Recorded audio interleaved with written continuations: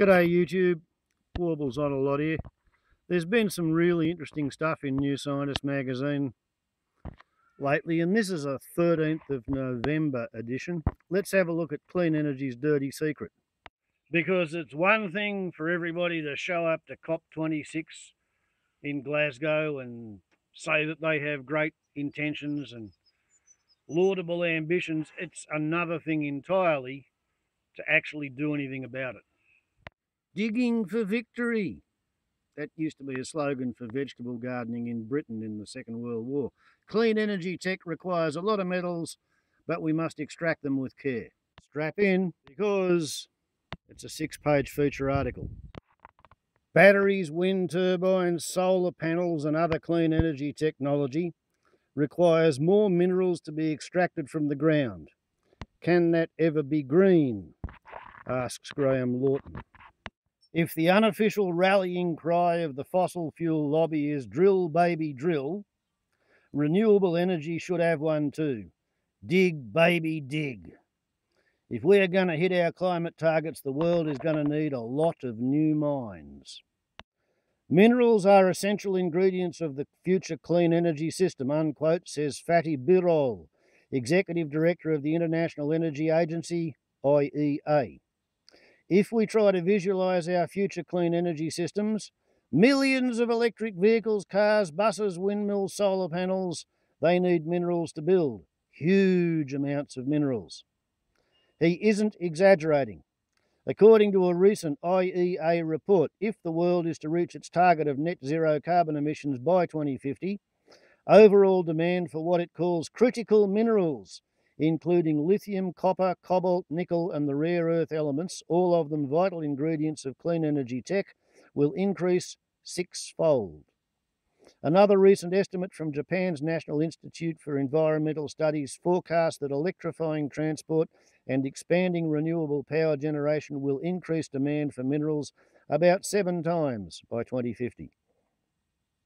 That presents a huge challenge to the realisation of our clean energy dreams.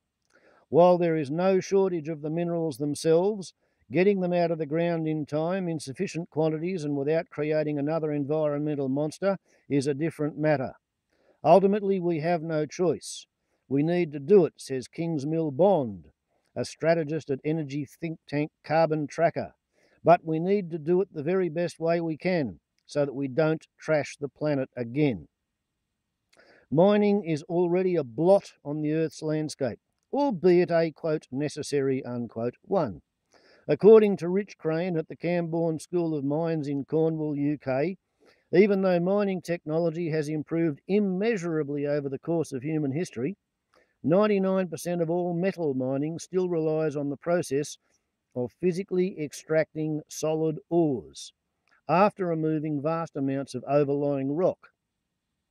The ore must then be processed, creating an enormous quantity of waste, about 100 billion tonnes a year, more than any other human-made waste stream.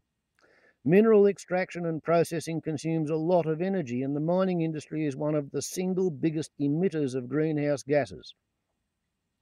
In 2018, its global emissions amounted to 3.6 billion tonnes of carbon dioxide, about 10% of total human-generated greenhouse gas emissions. Mining also has well-documented environmental and social costs. One recent study of mineral extraction in the Brazilian Amazon found that the environmental impact of a single mine can ripple out for 70 kilometres in every direction. That isn't just a question of the toxic waste that is often produced, but stuff like roads for moving materials. It's the infrastructure associated with the project, says study leader Laura Saunter at the University of Queensland in Brisbane, Australia, plus the secondary pressures as people come to live and work there and other industries spring up.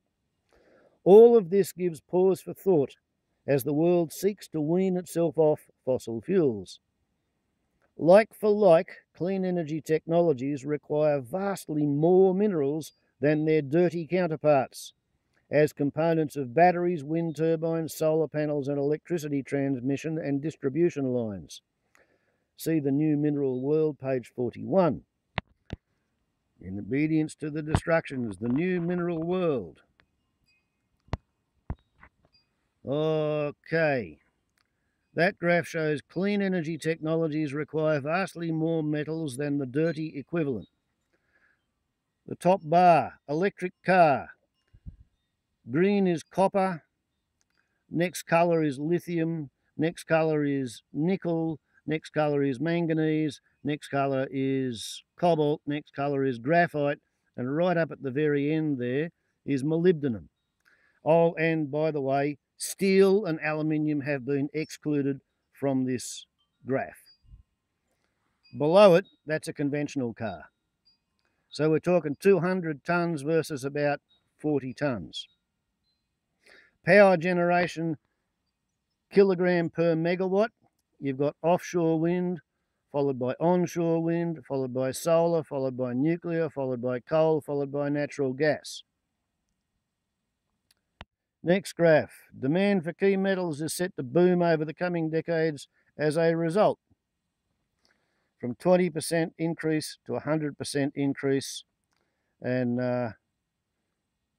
2010, 2020, 2040, 2040 is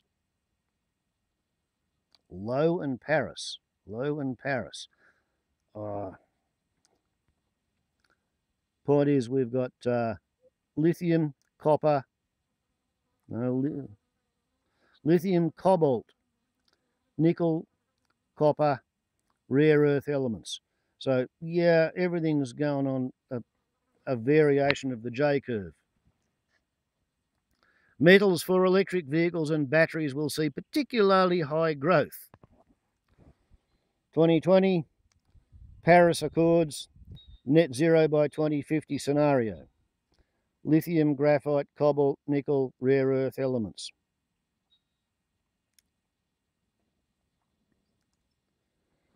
Over here, up the top, we've got hydrogen electricity networks, EVs and battery storage, other low carbon power generation, wind and solar. Followed by key elements are more geographically concentrated than fossil fuels.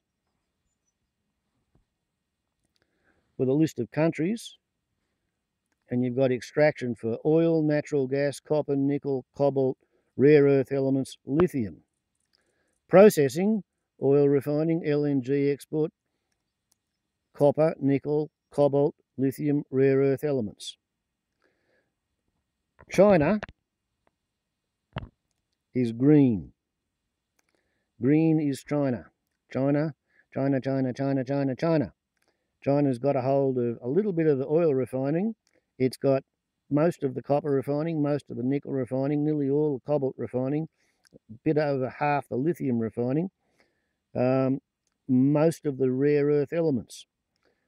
China is extracting most of the rare earth elements. Only a little bit of the copper, only a little bit of the lithium. Apparently China's got a pretty good grip on all this stuff already. Back to the narrative. As per the destructions. According to IEA figures, an electric car requires 6 times more minerals, excluding steel and aluminium, than a petrol one. And an offshore wind plant 13 times more than a gas-fired power plant of equal capacity. The growth of renewables means that it already takes 50% more minerals to generate a unit of electricity than it did in 2010. For some minerals, growth in demand will be an order of magnitude higher. For the IEA, the principal concern surrounding these critical metals is keeping the lights on, the issue that has energised the agency since it was formed after the oil crisis of the 1970s. It sees possible darkness ahead because of a looming mismatch between mineral demand and supply. We are expecting some huge demand increase for many of the minerals vital for energy transition, says IEA analyst Tae-Yoon Kim. This could make the energy transition either more expensive or delayed. Already this year has seen steep prices for some essential minerals and metals. At the type of writing, lithium had roughly trebled in price and cobalt had risen by about 60%.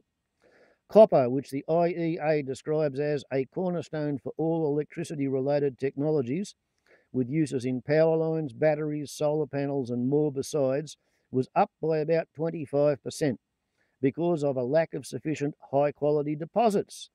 Resource depletion. We've already used the good stuff. Battery-grade nickel, too, is in short supply, and there are also concerns around the rare earth metals.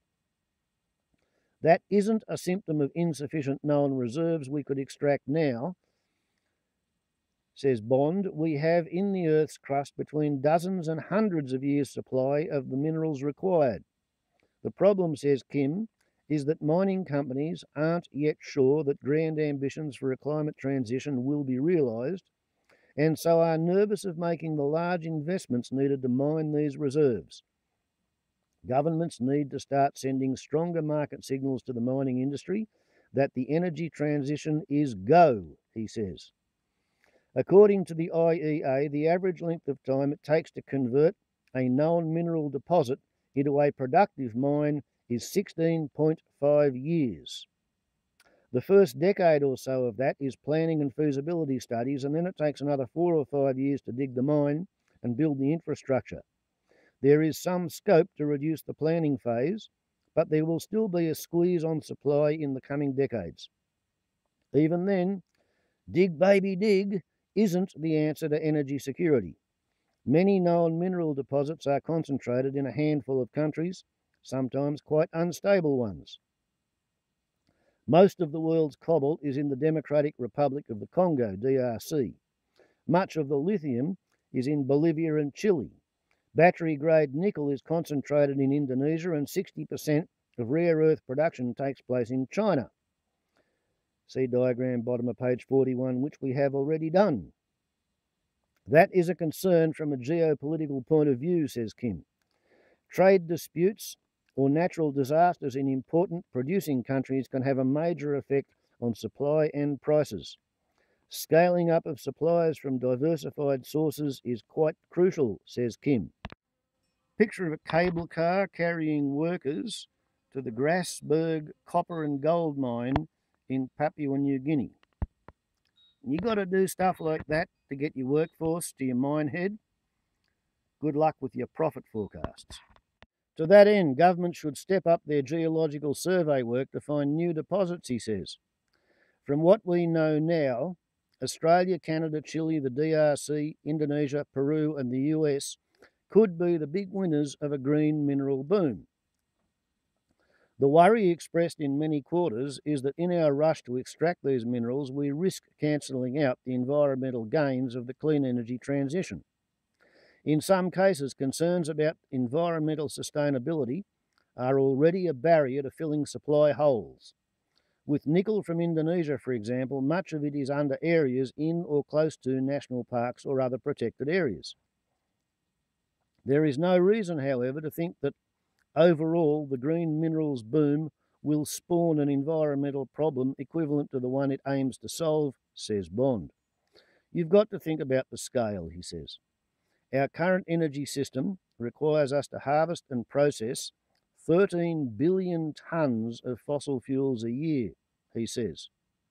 The equivalent figure for critical minerals is 43 million tonnes. It's 300 times less stuff, says Bond. It just stands to reason that it's going to have a smaller environmental impact, apart from the fact that most of it is in the middle of the only as yet untouched regions of the environment.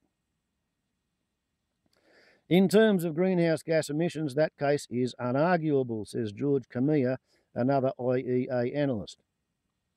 Across its lifetime, an electric car produces half the emissions of a petrol one, even accounting for those associated with mining and processing the lithium, cobalt and nickel in its battery.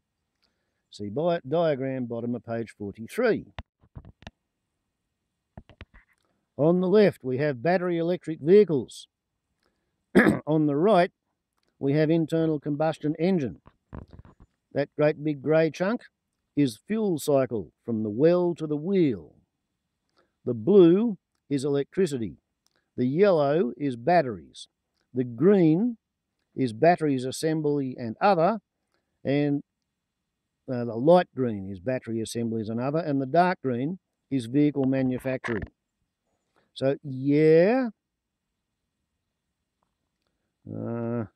average lifetime of greenhouse gas emissions, tonnes of CO2 equivalent. So we're talking either 20 tonnes versus 45 tonnes, or 20 years versus 45 years. Let's call it tonnes.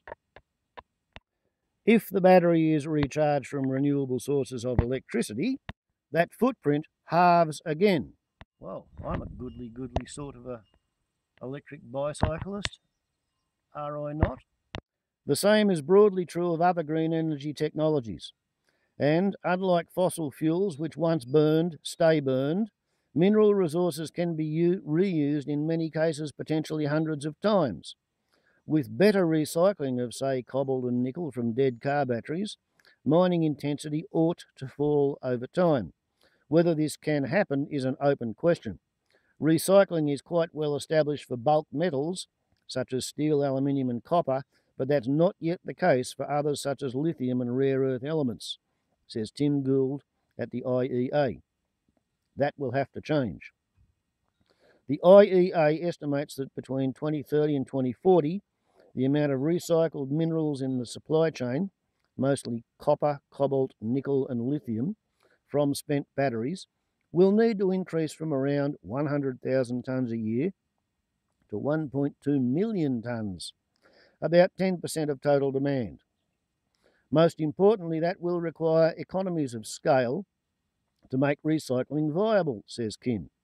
To that end, manufacturers need to design products that are more easily recyclable, and politicians need to encourage more efficient waste collection and sorting, he says. Kim also sees a role for innovation. When rising demand for photovoltaics pushed up demand for silver and silicon, manufacturers responded by reducing the quantity of both required in a solar panel.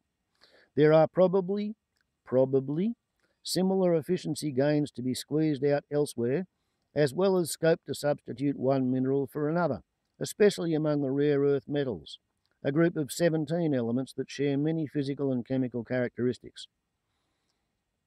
But greenhouse gas emissions aren't the only existential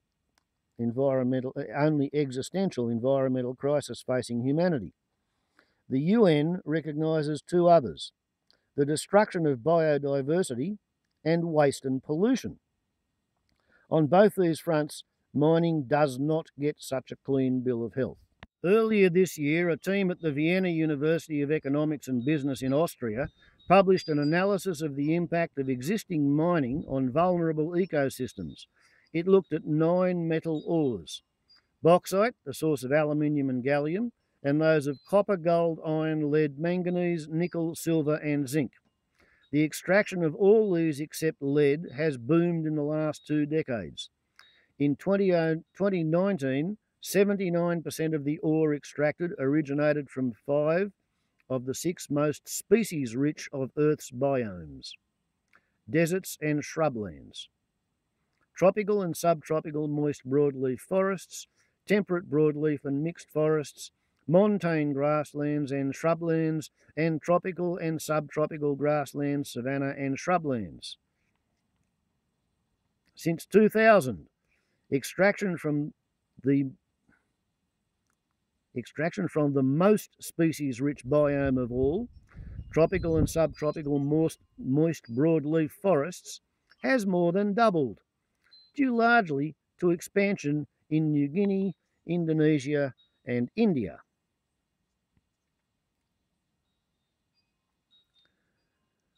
The team found that half the world's metal mines are 20 kilometres or less from protected areas. Recall that a mine's footprint can have a radius of 70 kilometres, and 8% of global production of the metals it looked at in 2019, amounting to 480 million tonnes, was mined within protected areas. The researchers didn't directly link mining activity to environmental damage, but there is ample evidence of that from case studies, says team member Stefan Giljum. Waste is part of that picture. Mining is already the single biggest source of anthropogenic waste, largely in the form of rock removed to get at ores. The associated problems are well documented. Poorly maintained tailings dams are a particular issue. These are dams, often themselves built up from waste rock from mining, used to contain mining byproducts. Frequently they fail, sometimes spreading toxic slurry over a wide area. The Cabrisa tailings dam failure in Peru in 2019, for example, released 67,000 cubic metres of cyanide-laced copper waste into the Mantaro River. Such collapses can also kill large numbers of people. Another 2019 disaster in the Ciao in Brazil unleashed a mudslide that killed at least 237. One mine causing particular concern at the moment is the Grasberg copper and coal mine in Papua, Indonesia. That would be that thing. One of the world's largest mining projects, it sits right next to the largest national park in Southeast Asia, Lawrence National Park, which is home to outstanding biodiversity and a range of important ecosystems. The mine has been directly linked to pollution of fresh water in the park. This is a straight down vertical view of the place. Whereas that is the 2019 mining dam collapse at Feijão in Brazil, which killed at least 237. Again, a minerals boom is only going to intensify such pressures. In 2020, a team led by Sonta totted up the global footprint of not just present but also future prospective mines. It gathered information on all the world's documented mines, of which there are more than 62,000, including about 45,000 in development. The team found that these would collectively affect an area of up to 50 million square kilometres, more than a third of all land, excluding Antarctica. That assumes that mining sites have an impact on biodiversity extending 50 kilometres in all directions, a more conservative figure than Sonta's earlier research in the Amazon implies. The team also found that 31% of this land is in areas designated as important for halting biodiversity loss, with 8% formally protected. Formally, not formerly. 1 in 7 protected areas has a current or future mine in it or near enough for its effects to be felt. Over 80% of the mines, both active and planned, do or will produce minerals crucial for the energy transition. I think it will be really challenging to achieve the energy transition without creating another huge environmental problem, says Gilgum. Sonta's analysis is just a rough indicator of where mines might be in the future, however. There's a lot of exploration and prospecting in places that will never be developed for a number of reasons. It might be economic, or it could come down to environmental factors, she says. Analyses such as hers can be used to aid decisions on where to site mines so as to limit their impact in areas important for biodiversity conservation. Bullshit. Miners dig holes where the minerals are. Miners do not give a shit for anything that's on top of the minerals, because they call that, quote, overburden. And they remove the overburden as cheaply as they can possibly organise so to do. Quote, there is a lot of opportunity for us to strategically invest in mining outside of these conservation areas. She fantasises. But international bodies seem to be behind the curve. New mines aren't explicitly acknowledged as a threat in the UN's new strategic plan for biodiversity. Mining isn't mentioned at all, says Sonta. I'm constantly shocked that agriculture and forestry get mentioned specifically and mining is just kind of pushed to the side. A spokesperson for the UN acknowledges that mining and mineral processing are not expressly mentioned, but points out that they are covered by many of the targets, including Target 15, which asks businesses to move towards full sustainability of extraction and production practices, sourcing and supply chains, use and disposal, and reduce associated biodiversity-related risks. And because it's labelled Target 15, that means there are 14 other completely different topics which are considered a higher priority. There are indications that the industry has got the memo, says Sonta.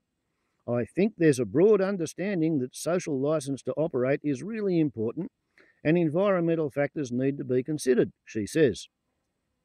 Some mining companies are also investing in solar-powered zero-carbon mines and low-impact extraction techniques that have been compared to keyhole surgery, where minerals are leached out via boreholes rather than dug up.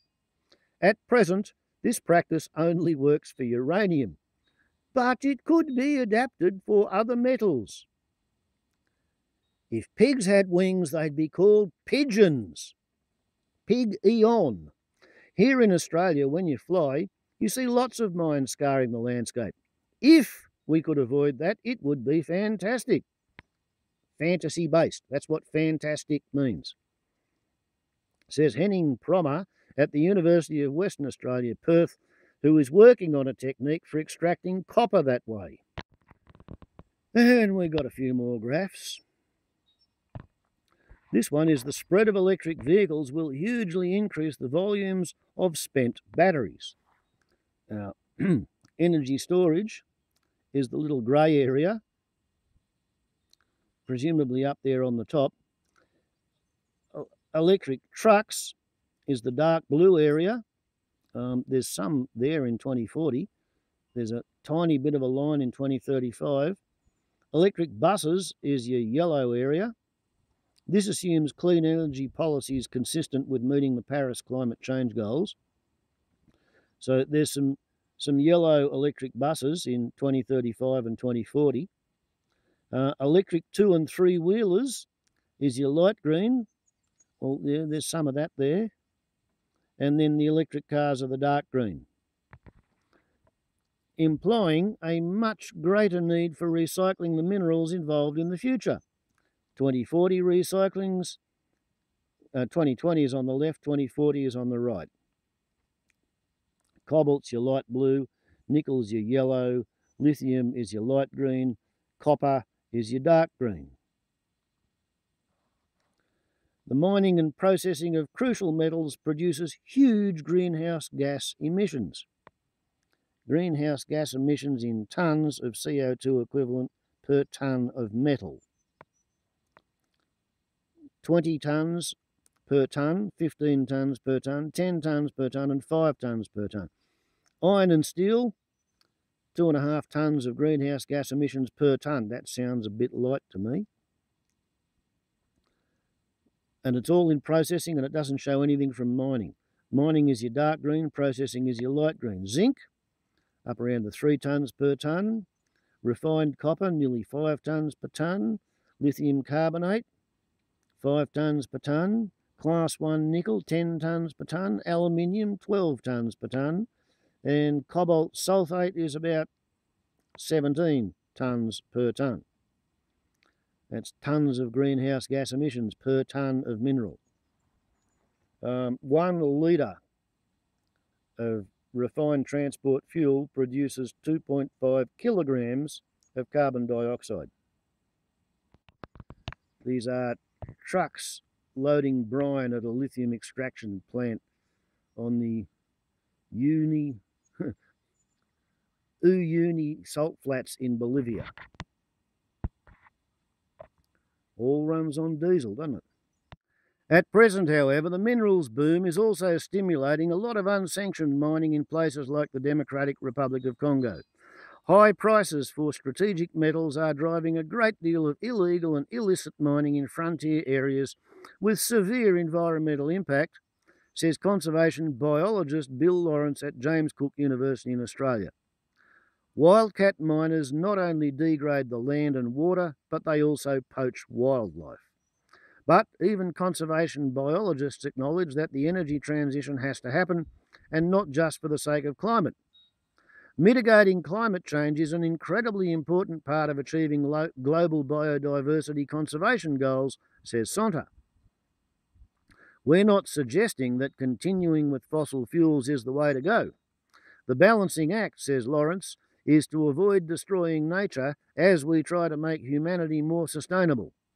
That would be the ultimate irony, he says. We have no choice But to walk that tightrope, says Bond, the IEA's roadmap for doing so involves 6 major challenges. Governments must bolster investor confidence. Companies need to get innovating. Recycling must improve. Supplies need to be made more secure, possibly through strategic stockpiling. Coordination between producers and consumers has to get better, and environmental and social standards have to improve. Must, need, must, need,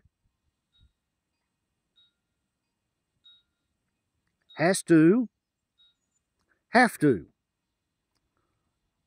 All sort of airy-fairy, I want kind of statements. Unfortunately, says Birol, it requires us all to dig the fact that when it comes to the energy transition, minerals are not a sideshow, but part of the main event.